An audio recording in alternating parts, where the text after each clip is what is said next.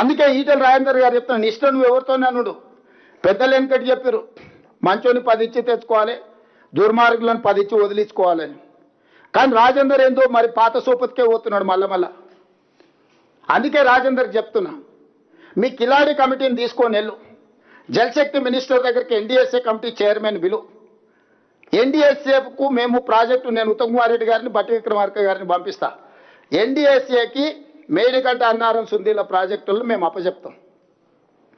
ఎందుకంటే అది ఒక ప్రభుత్వ సంస్థ, దానికి నైపుణ్యం ఉన్నది, సాంకేతికపరమైన సిబ్బంది ఉన్నారు. వాళ్ళకి అప్పచెప్పడానికి మాకు ఎలాంటి అభ్యంతరం లేదు. ఎందుకంటే వాళ్ళ పర్యవేక్షణలో ఈ ప్రాజెక్టు కడుతున్నాం. మేము ఈ ప్రాజెక్టును పునరుద్ధరిస్తున్నాం. State government doesn't have any objection to hand over to NDSA. We are there to hand over this project to Medgatta Annaram Sundilla to NDSA authority, not this Kiladi committee.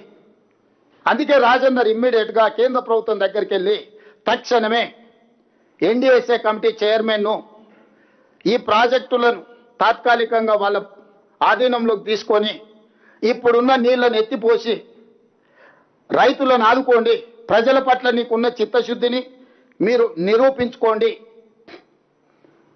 మాకు ఎలాంటి అభ్యంతరం లేదు. మేంగా గేట్లు మూసి నీళ్ళు ఎత్తిపోసే పరిస్థితి లేదు. గేట్లు మూయకుండా నీళ్ళు ఎత్తడానికి కుదరదు.